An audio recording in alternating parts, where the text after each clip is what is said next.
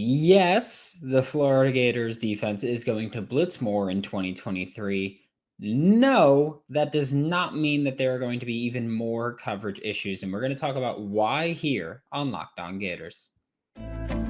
You are Locked On Gators, your daily podcast on the Florida Gators. Part of the Locked On Podcast Network, your team every day.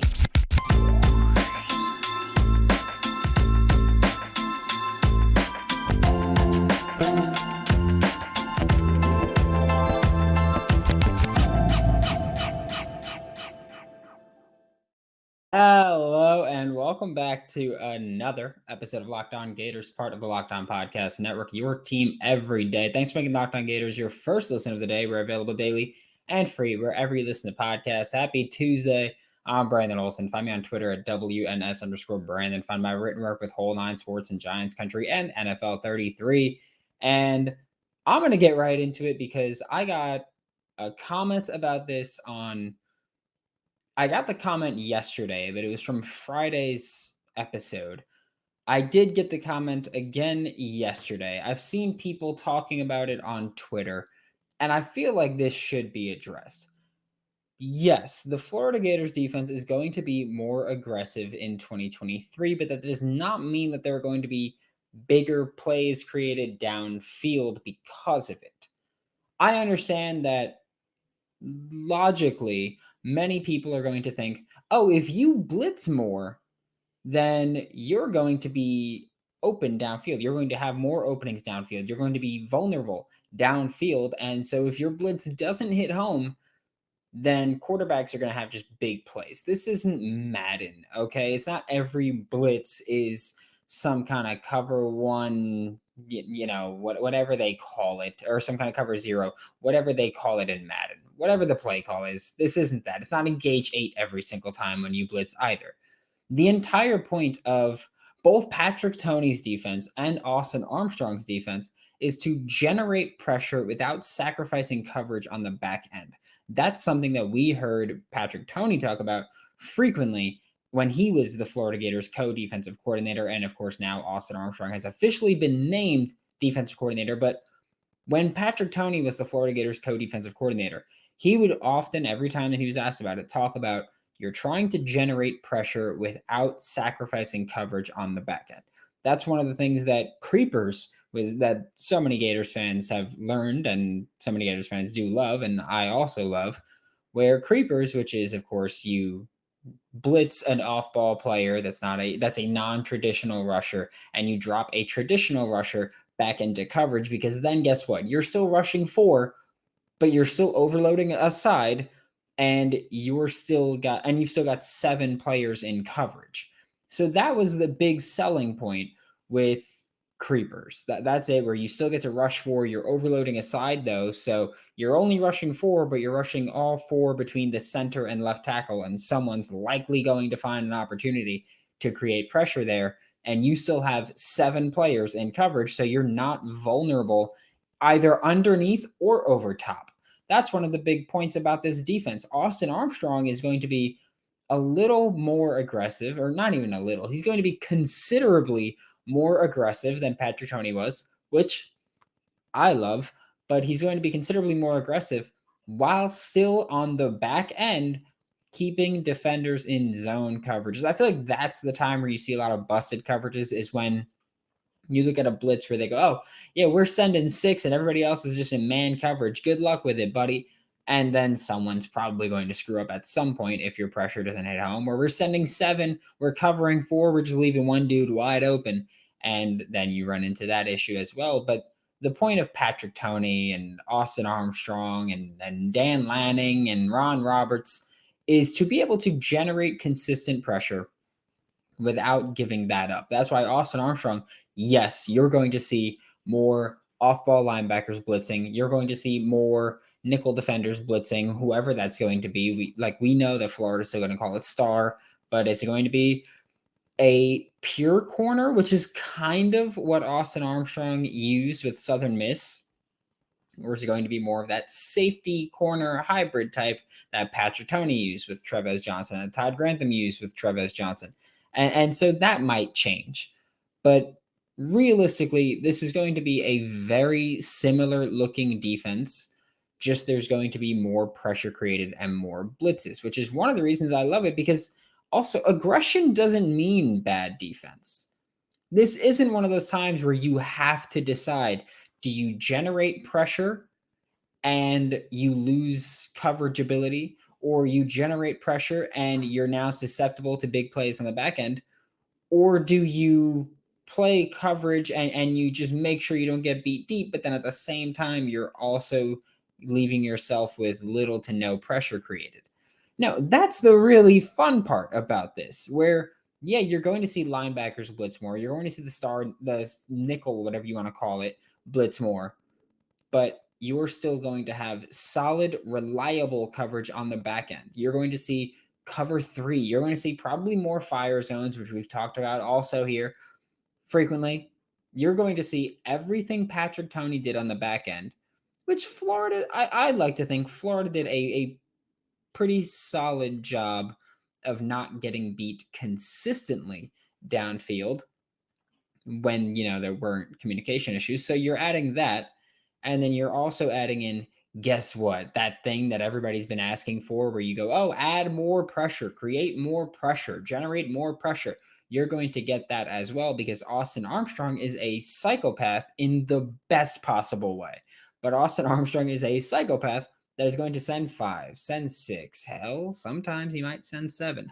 And he's going to keep defenders in zone coverage on the back end, where you could see cover 3 and you're only going to have 2 underneath defenders instead of having your usual 3 over or under. But that's because 2 of them are also adding themselves into the pass rush plan, generating more pressure.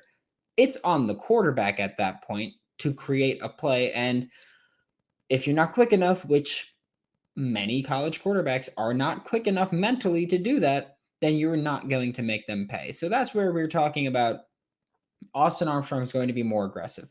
Austin Armstrong is not going to be sacrificing coverage on the deep end. In fact, we might see even less big plays, because we're going to talk about the weak areas of both Patrick Toney's 2022 Florida Gators defense and Austin Armstrong's 2022 Southern Miss Eagles defense. But first, today's episode of Locked On Gators is brought to you by Built Bar. And it's basically March. It's February 28th right now. So it's basically March.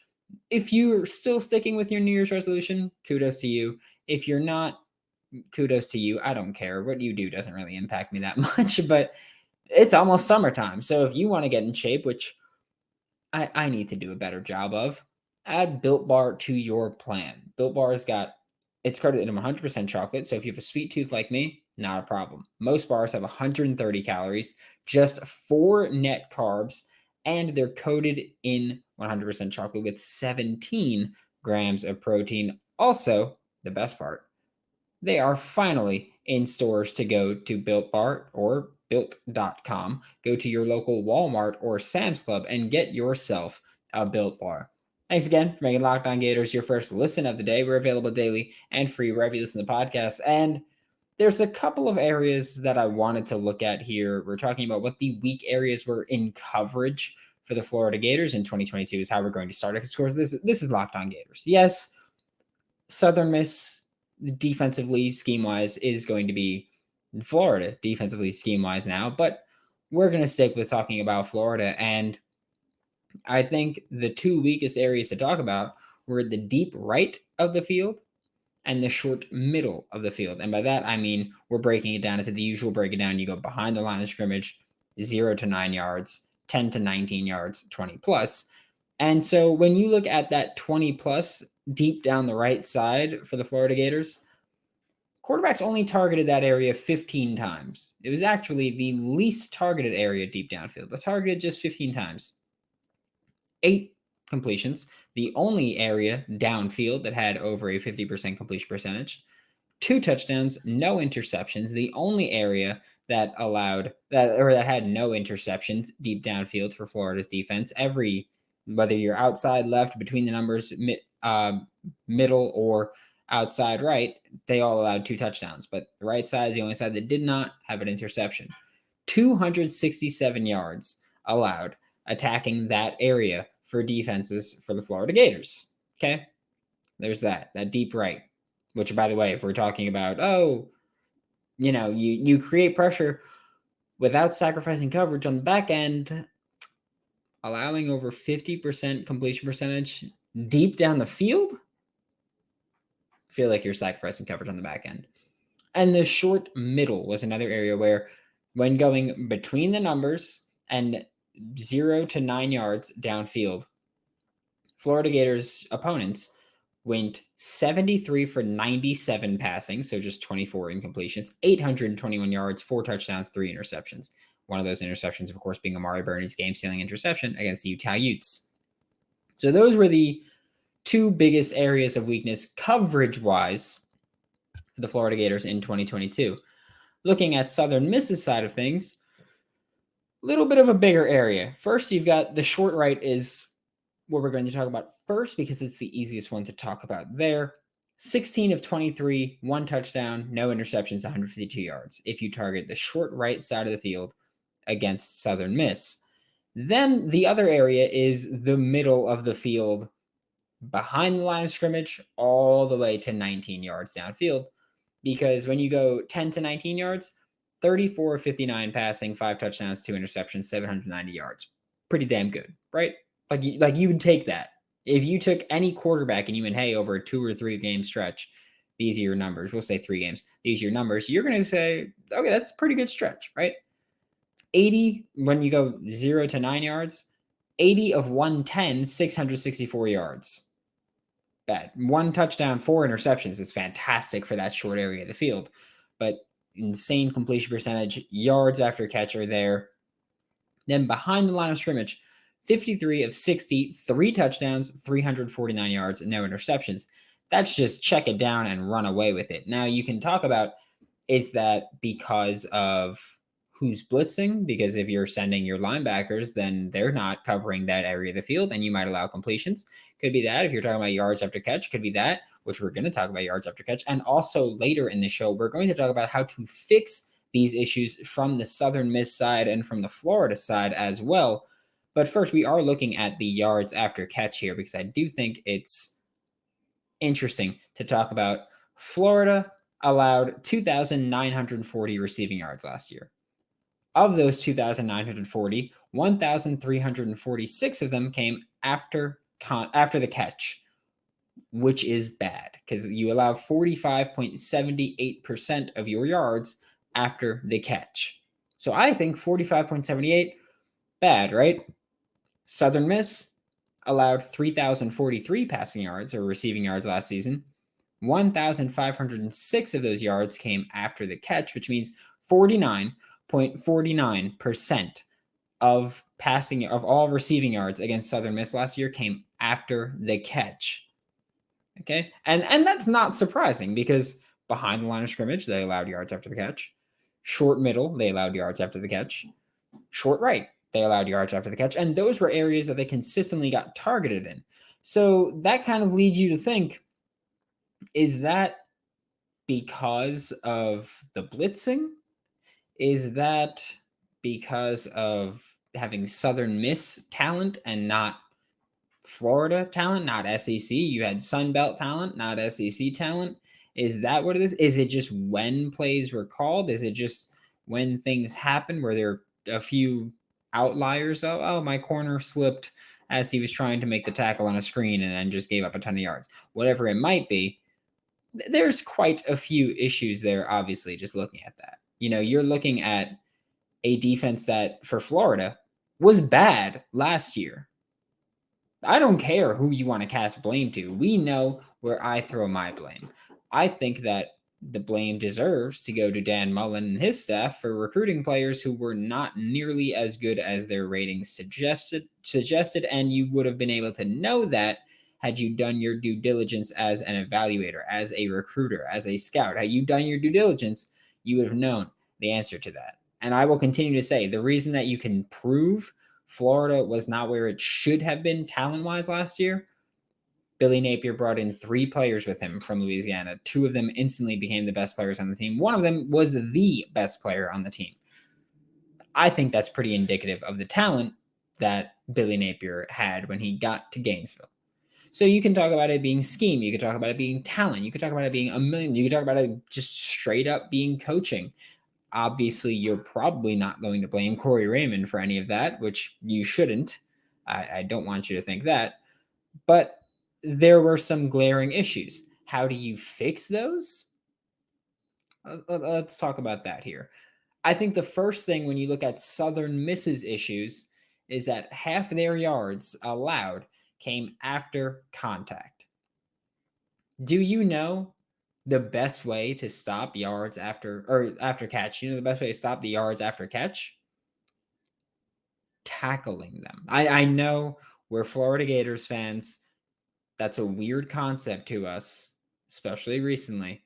But tackling is a major way to kind of attack that issue because Florida in 2022, not the best tackling team we've ever seen. So that's going to be one way of tackling them. And another way is just when they do make those catches, fire on the ball and get there. Even if you don't make the tackle, slow them down, have someone else make the tackle, push them out of bounds, do whatever it is. So I think a big part of that benefit, we'll say, of Austin Armstrong coming from Southern Miss to Florida is that now he's going to have better athletes with him. We can talk about whether or not the Florida Gators roster is as good as it should be. Florida Gators roster is made up of mostly Florida athletes. And I've said this for years. I said that since before I did Locked On Gators. I've said this always, and I'm going to continue to say it. You want athletes, you go to Florida, you go to Texas, you go to Cali. Okay? Guess what? We got a lot of kids from Florida on this team, got a lot of players from Texas on this team. So you've got better athletes, more athletes than Austin Armstrong had with Southern Miss. So immediately you're thinking, okay, they should be better in coverage because they're better athletes. And they should be better football players. They should be better in closing the gap after a catch because they're better athletes. They should have that quick trigger in them. You talk about adding that talent to an already aggressive scheme is going to be fun. You're also probably going to look at more sacks, more pressures, more pressure everything, more pass rush everything because of the aggressive defense.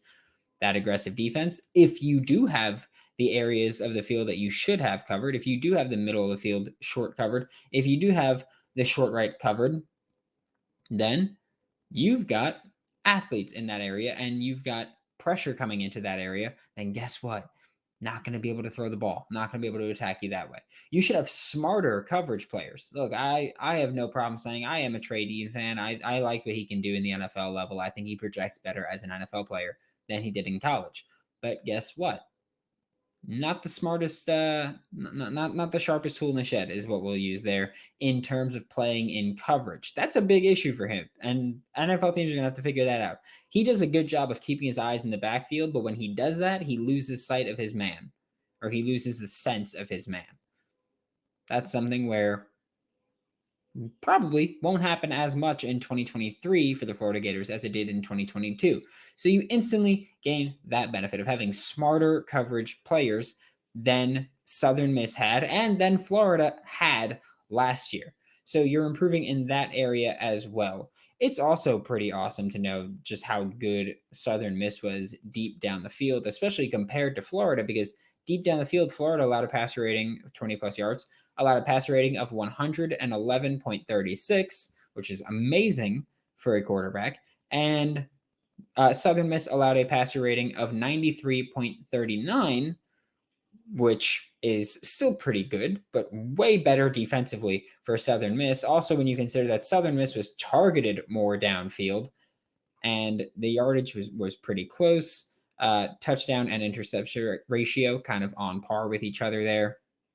Actually, Southern Miss has a better interception ratio than Florida had in 2022. So yet another area where schematically Florida should be getting put into better positions in 2023 than they were in 2022 because Southern Miss, considering the talent that you had, the aggressive nature of your defense, but you've got covered in the back end, did a pretty damn good job of not allowing deep completions consistently and just creating havoc. By the way, when quarterbacks went throwing to the deep left side of the field against Southern Miss in 2022. 2 completions, 12 attempts, 2 for 12 passing, 2 interceptions, a touchdown, 111 yards. So they were obviously massive plays, but didn't get beat there often, which is obviously a great thing. And also just repetition, having a second year working in this defense where Todd Grantham ran a lot of cover 1 or cover 3. Here you're going to be running cover 4, cover 3, cover 2, cover 1, not too much cover 0 because that's a bit too aggressive, but you're going to be operating in more coverages. And that's a good thing over time because guess what? Patrick Toney wanted to run those same coverages that Austin Armstrong is going to run. Patrick Toney recruited players that are going to be comfortable doing everything Austin Armstrong asked them to do, and then some. So, yeah, I'm a big fan of Austin Armstrong coming in. I still love what Patrick Toney did. He did a hell of a job recruiting a class the 1 year that he had the chance to. And I have no problems with it. I do think that Florida will benefit from the more aggressive defensive scheme and the more aggressive defensive system. I'm curious to see what changes carry over because maybe Austin Armstrong doesn't want to blitz his nickel as much, or he doesn't want to blitz his off-ball linebackers as much. Maybe he wants to blitz corners more. Maybe he wants to blitz the nickel more and the off-ball linebacker less. Maybe he wants to blitz the off-ball linebacker more and the nickel less. Whatever it might be, I can't wait to see it. And I'm all bought in here.